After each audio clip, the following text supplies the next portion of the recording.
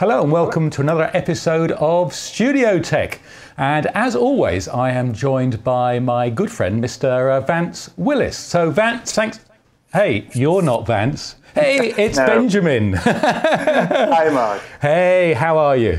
It's a pleasure to be with you today. No, thanks very much. You said that we should get together and have a chat, and I'm happy to do that. Yeah, well, it's a good chance to to catch, since you have all the equipment, and I thought we should get the equipment ready to do this interview the other way around for once. Right. So I don't know what's going to happen. I have no show notes. I always tell people, you need to have your show prepared. I have nothing. So for once, for once, for once, you are the relaxed guy, and I'm the one who did little work. Yeah. Right. So thanks a lot for taking the time to answer a few questions about what you're doing with StudioTech and TTFN TV,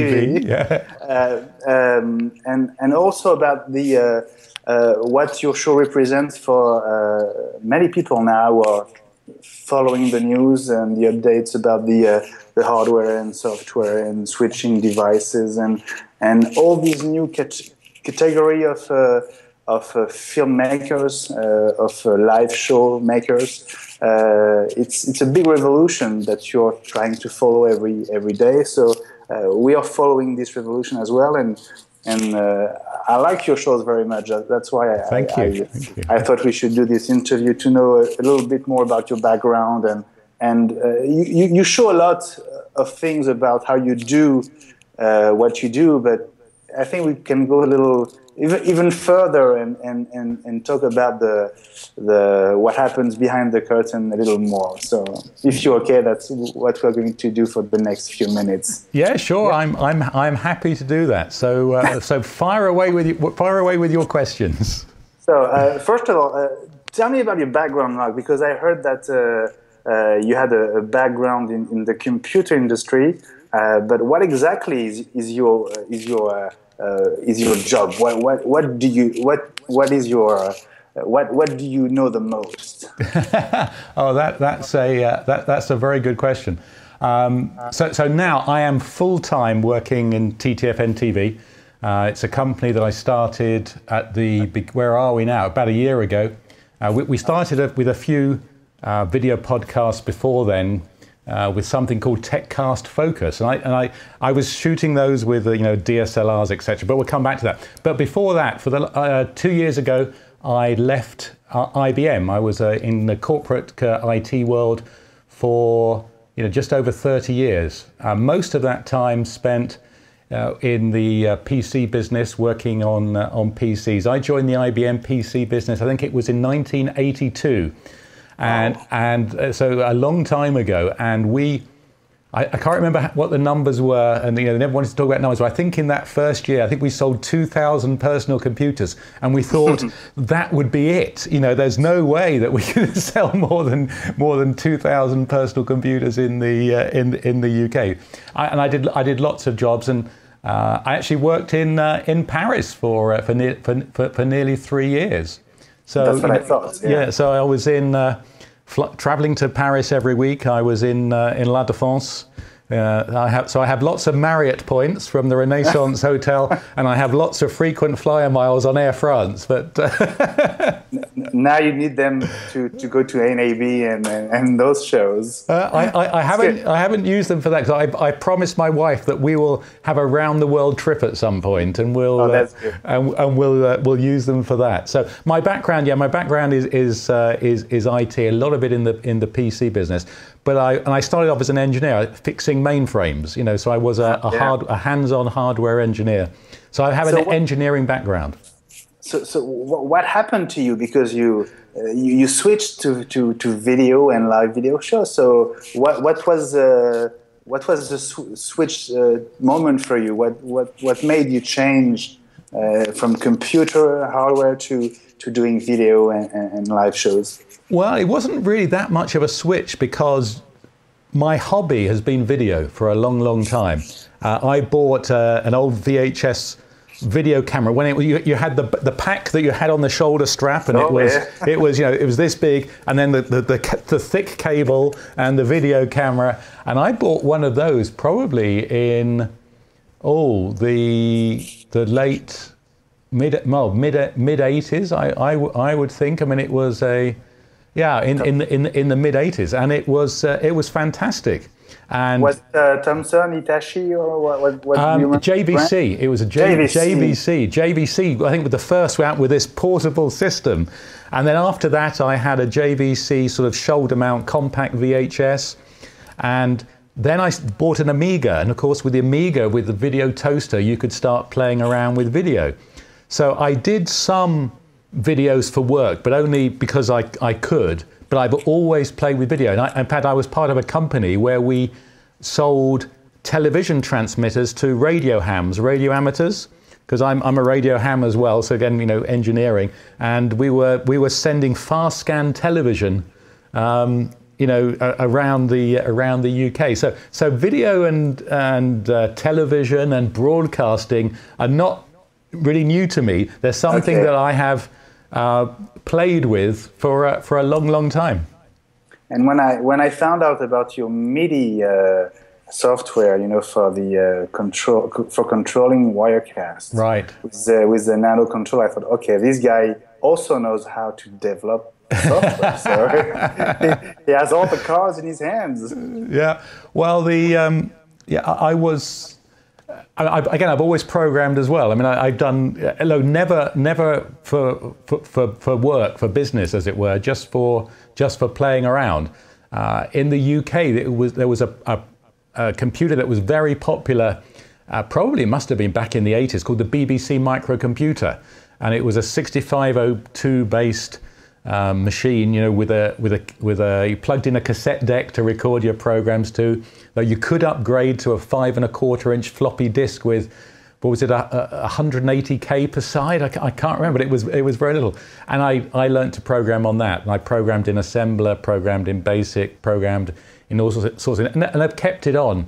And yes, TTFN MIDI was. It was based on AppleScript, developed within the Xcode environment, and that's because I was playing with Wirecast, which a lot of people use Wirecast. It's very, very popular, and I did use it too. Yeah, and I just wanted to make it easier. I wanted to have something that you could have in front of you to make it easy to transition, because moving a mouse.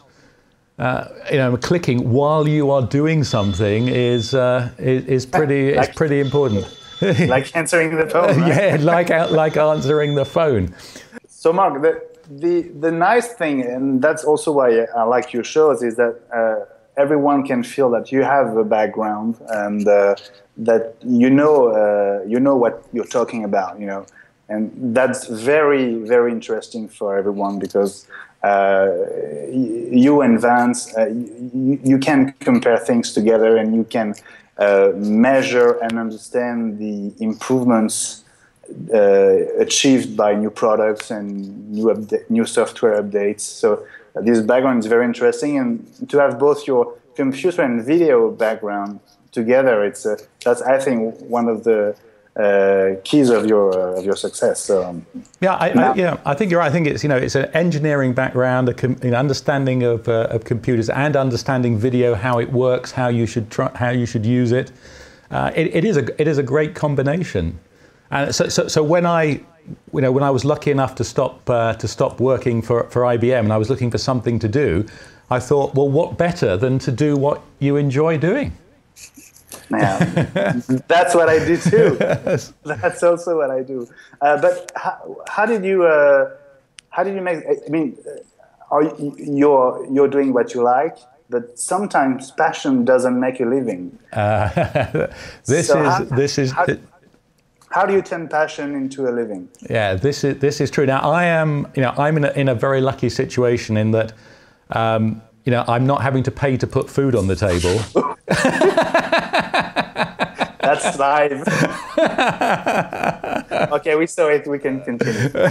I'm lucky in that I'm not having to put food on the table. So but you know, but you know, it's a big investment. I mean, there's probably $100,000 investment in this studio. Yeah. So it is.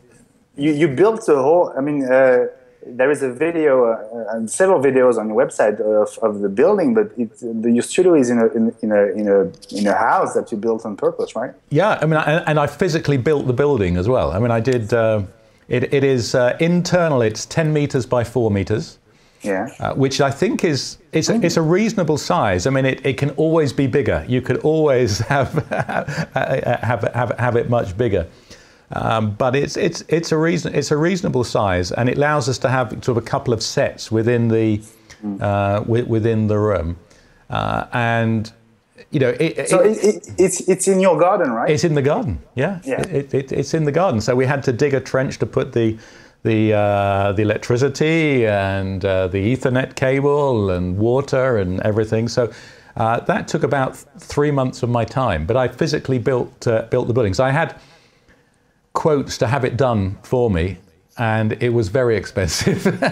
So because I started off doing these podcasts, you know, about 2 years ago, you know, in the house. And the problem with that is, I'm sure you know, you have to put things up and take things down, and the rest of the family don't want to have lights and screens and stands everywhere. They want to be able to live in a house. Of course. I know that. So I had to find some way to do it, and we were wanting to build another, you know, something in the garden to, you know, that could be used in future for games or you know, art studio or an office. So we built it. You talk a lot about the hardware choices and all the possibilities that one has to build a studio, but you don't talk so much about the budget to build a studio from scratch. You mentioned the total amount, but suppose you didn't have to build the house, the building. What would you say would be the budget to build a starting studio, web TV studio? I mean, without a TriCaster, but with a lower budget solution like Blackmagic switchers and so on. Right. No, that's a question we get asked a lot. I mean, the hardware investment that we've got in here is probably approaching $100,000, which is more than, you know, people who are doing it for a hobby can afford, and even some businesses, you know. And we didn't start off. If I'd started off thinking I'm going to spend $100,000, I would never have started, right? I mean, I started with Wirecast, and I was running Wirecast on a Mac, an iMac. Mm-hmm. But it was quite limited because you could only really connect, you know, one camera with FireWire.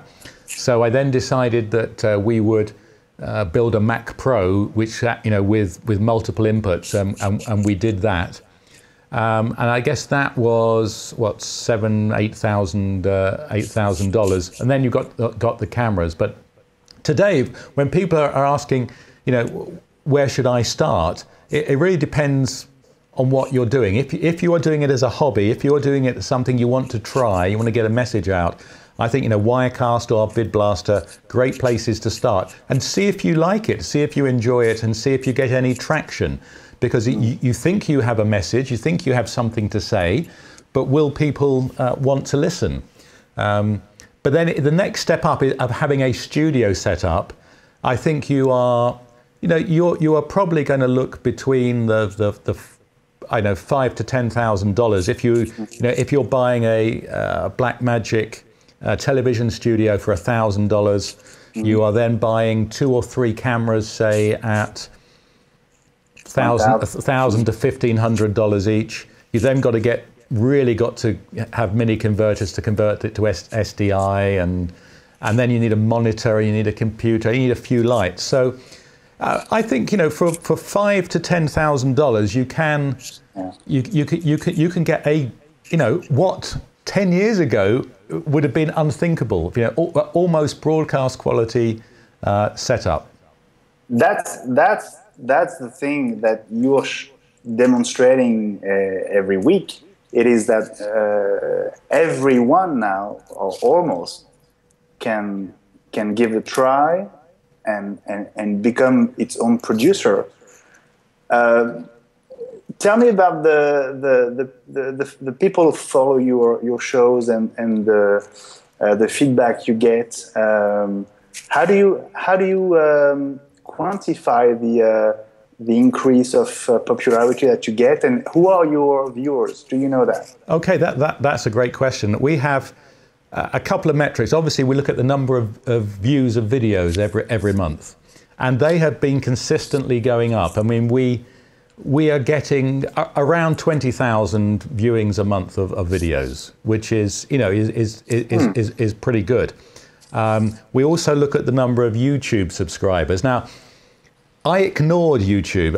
I didn't think YouTube was the place to go. I am wrong. I admit I am wrong, because, you know, most of the video viewings we get are on YouTube. Around 60%, 70% of viewings are on YouTube. It depends. If we're doing a live event like NAB coverage, then it's you know, it's only 20 or 30%, because a lot of people are watching live or go to the website. But for most videos, it is you know, around 60% on YouTube. So and we watch our subscribers. We are, you know, we only started really focusing on YouTube a few months ago. We're at 550 subscribers onto the channel, and it's growing about 100 a month. So you know, the growth is impressive. And they're all stats, and we can tell, you know, who watched, you know, whereabouts videos were watched in what countries, etc., etc. But what really pleases me and impresses me is a lot of the emails we get and the comments that we get. And people, I think that well over half our audience are involved in video professionally in some way. Oh. So it is not, I thought we would be primarily aimed at, you know, podcasters, you know, you know, who want to get into internet broadcasting, but primarily I think probably 70%, 80% are some way involved in video professionally, mostly in small companies. But we do have people. I had a great email exchange this week with somebody who is a sound supervisor for a national TV network in the UK. Yeah. We have exchanged emails with people who work for CBS in the US, but most of them are people who are doing live streaming events, who are you know, wanting to improve their knowledge of equipment, or are making decisions about products. You know, they're saying, should I buy this or should I buy that? And frequently we are asked, you know, to give advice, and we enjoy doing it, and we try and give a you know, a broad range of suggestions. Now, on the side of that, of course, we also do consultancy. So while we're happy to answer some questions, you know, as part of the community, you know, we also, Vance in the US and us over here in Europe, we offer consultancy to companies. So if they are, you know, thinking, well, we would like to get into whether you call it web TV, web video, internet broadcasting, you know, a day or two of our time can save them thousands and thousands of dollars, as well as probably a lot of money in the wrong decision making in their equipment purchases, right? And what is the? I mean, doing the shows, is it a big? Does it have a big impact on you getting new clients, new business for your company? I mean, I understand it's not a direct link, right? But the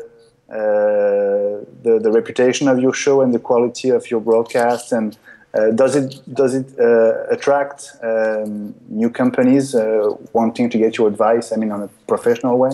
Yes, it does. That is the way that we are getting the message out today. We are not yet advertising externally, so all the leads and interest we get is really through is through the broadcasts, through the podcasts.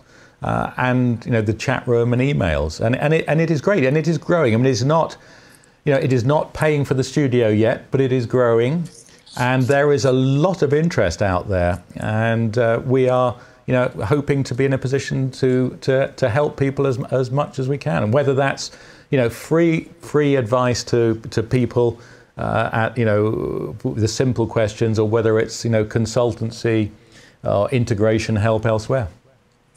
You mentioned the importance of YouTube, but I understood from watching your shows that there is nothing like being live, right? There is nothing like being live. That is just that is so true. There is an edge to it that you. There's two things to it. I mean, the most important part, I think, is the community, because if you have the chat room and you have people in there, we don't know everything. We know a lot, but quite often people will have experience of something that's quite niche, or some new product, or they've written a piece of software and they will offer it up. And having the community is fantastic, and that's the best bit about doing the live show. But the other part is that it does give you an edge. You're thinking on your feet. You can't cut. You can't fix it in post. Things go wrong. Things go right. I mean, we are not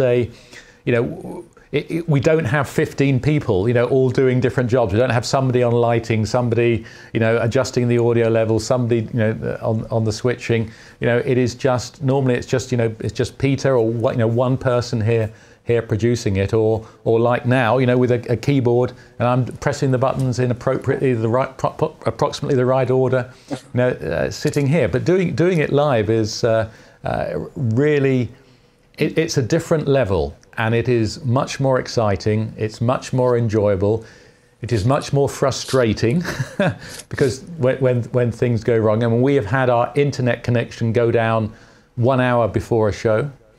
We've had the power go out 1 hour before a show. Wow. We've had all sorts of challenges, but it is it's a different dimension, and if you haven't done it, I would recommend it, because live is the way to go. It's the way to engage with your community. And what's your best live souvenir so far? What's the show that you remember the most? Was it NAB this year with the live view equipment, or something else? I think there's a couple. I think NAB was just amazing, because walking around with a backpack and streaming live, to loads of people was. I mean, it was unreal. It was absolutely unreal. To be able to do that is amazing. But the show that I enjoyed the most was our chroma keying show. I don't know whether you saw that one with Vance, but we were talking about chroma keying. I'm not sure. I watched many, but I don't think I watched this one. It is worth seeing that one, because in the end, Peter chroma keyed Vance and I as if we were sitting next to each other. So he keyed us. Yes, I remember. He keyed us both into the same shot, and it was. I just thought it was amazing that you can get somebody who is 5,000 miles away via Skype, which is not, as we know, always the best quality, the best system. And then you can put two people together. A keyed was just amazing. So I think I'll always remember that show. That was terrific. That leads to Vance and to Skype. So let's start with Vance. How did you two meet? What was the first connection between the two of you? Well, Vance was watching the shows. He watched the earlier episodes of StudioTech, and he enjoyed them. And he was just starting to build his studio. He'd got the bug. It was something that he wanted to do. So he sent me a contribution, via PayPal. And I thought, well, I need to thank this guy. It's very generous of him. And so I got chatting to him. We talked on Skype, and I think the first time we talked on Skype, we probably talked for an hour or 90 minutes, and we hit it off, and we were we talked quite regularly after that. Then he offered to join a couple of the shows, and we did that, and it grew from there, and we're great friends now. I mean, we've been out to see him. And stayed with him in North Carolina. Had a fantastic time last September. You know, met up with him at NAB. We're hoping to do more things later in the year. And he has a real passion and enthusiasm for internet broadcasting. And he's very successful. He runs in a couple of other businesses which keep him busy, and but he's very successful at those, and he's bringing that, I think, that business mentality and his enthusiasm to what we're doing on StudioTech, and I think it's great. I think we work well together. It's it's a good partnership. I mean, he and I can sit and talk about anything for hours. And you always do longer shows longer than 1 hour. And 1 hour is like, it's your limit because of bandwidth. Why do you choose this 1 hour limit? I try to stick to 1 hour because we use Blip as our blip.tv as our sort of our distribution partner for our videos, and they have a file limit of 1 gigabyte. And in 1 gigabyte, you can just about get an hour of good quality 720. I mean, it's 2 megabits per second, so it's reasonable. So two megabits per second for 60 minutes is roughly 1 gigabyte. And if we go much above that, then we have to start reducing the quality, and I don't like to reduce the quality, or we'd have to split the video into 2 parts. And I'd rather also, if we're having a good show, I'd rather finish it when people want more, so they'll come back, than keep on talking until we run out of things to say. That's a very good strategy, I think. Yeah. About Skype, I mean, you couldn't do this without Skype. Just like Leo Laporte couldn't do tweet without Skype, but still there are many issues to solve for a web TV broadcaster or producer like you. I understand that you had to solve many problems. What was the main difficulty to integrate Skype in your production? How do you say? Yeah, workflow. Forgive my English. Workflow, exactly. I mean, Skype integration is a subject that we get asked about all the time. You promised to do a show about Skype. Yeah, we do, but we keep playing and changing things, and it is. I mean, we're now moving all our Skype machines to Mac Minis. Yeah. And there's still. Why? Is there a reason, or? Because they are small, low power, low noise, and with Thunderbolt we can get video in, because the main problem with Skype is actually getting the video back to whoever you're talking to, because it's important that they see what's going on. So, not to scratch their head when they're on shot, or if they want to do something, they can see that they're not on camera, and they can quickly do it. And also, you become more engaged if you're seeing what is going on. So, getting decent video back into Skype is difficult. So on the Mac Minis, we're using Blackmagic's Intensity Extremes, and we're managing to get good quality video back to the guest, which is important. And then the video out of Skype is, again, so there's an HDMI port on the Mac Mini. Mm-hmm. So we're then just putting that straight into a Blackmagic HDMI to SDI converter, and straight into either the video hub in Vance's case, or straight into the TriCaster for me. So as SDI, we don't get the problem with HDMI EDID switching with having multiple monitors, and we actually control the Mac Minis using remote desktop. Yeah. So we don't have to have a monitor for each of the Mac Minis. So we don't have keyboards, we don't have monitors, we control it all from one system. And that is, I think, is going to be the way forward. Now, we still have a little bit of problems due to bugs in Skype, not with what we're doing, but bugs in Skype, but we're getting there. I heard once that you talked about a Skype XML hack. Yes. What was it for? I recognize the computer guy. Right. Why did you have to hack Skype? Right. Well, Skype doesn't like doing things that it's not expecting. So it doesn't like normally widescreen. Now you're sending widescreen video, so you're either probably using a FaceTime HD camera or a, so you're using one of the few devices that Skype recognizes as being 16:9 widescreen. But if you actually go in with, one of these Blackmagic devices, etc., if Skype doesn't recognize the device, it puts it into 4:3. It just assumes the device is 4:3. So we have to go into the configuration file and tell it to go into widescreen, and also nice. and also that we can increase the quality of it, and we can get it higher than SD. Sometimes we can get it to 720 HD. Sometimes Skype doesn't like it, but certainly we can improve the quality of the Skype transmission.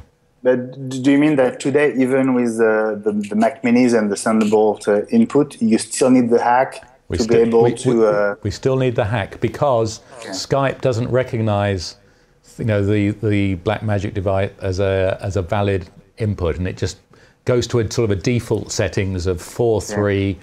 And it's not even 640 by 360. It's some weird setting that it defaults to.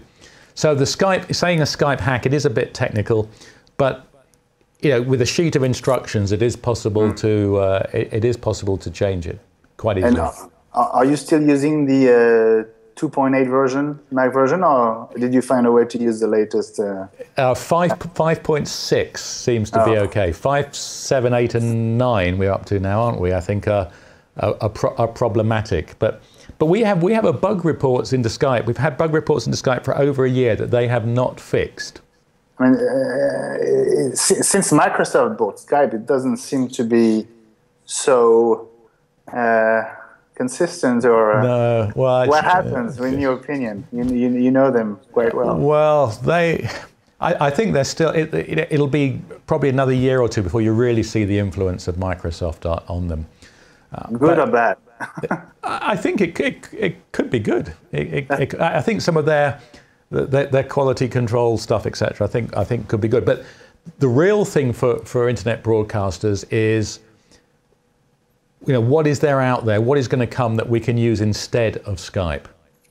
And there isn't anything. I mean, people are playing around with things. We have seen some great point-to-point hardware solutions, H.264 encoders, but they are, $12,000 a pair, and you need 2 pairs.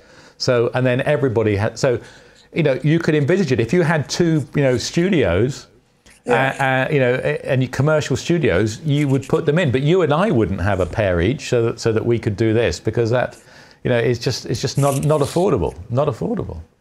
So so far, Skype is still the best. Yeah. The best way to do it. Yeah, and when Skype works well, I mean, I'm looking at your picture now. I mean, I can read. I can read what's on the microphone. I can almost read the small letters. So yeah, here we go. The picture from you at the moment is fantastic. And I'll switch over to it. So, on the recordings, it is actually very, very good. And Skype can be like that, but in 5 minutes, it could be awful. Yeah, and you don't know. There is no way to fix it, right? Then there's no way to fix it, and you don't know why.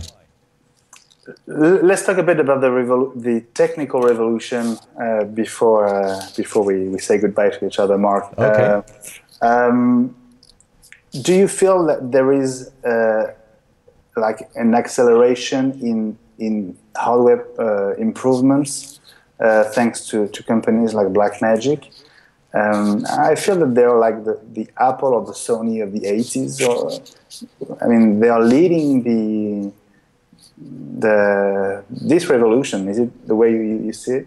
I think Blackmagic are an incredible company. They have, at NAB, Vance and I went to the press conference at 9 o'clock on the first day, where they announced that camera, the cinema camera, which there were no rumors, nobody had heard about it, and it was fantastic. But it wasn't just that. He looked at all of their products. Every product they announced that was hardware, with the exception of the mini converters, had a Thunderbolt port on it. Yeah.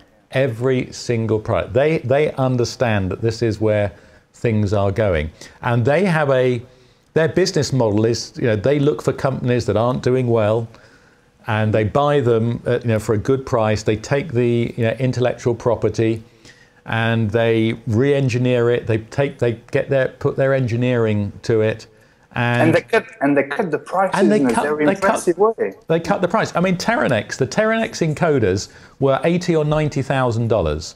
This month they'll ship one that's $2,000, and it does almost the same thing. In fact, it does more. And it has a Thunderbolt port on it. So, it is, and you look at the price of their switches. Now, their hardware, and it's well built, and it's good, solid hardware, extremely well built.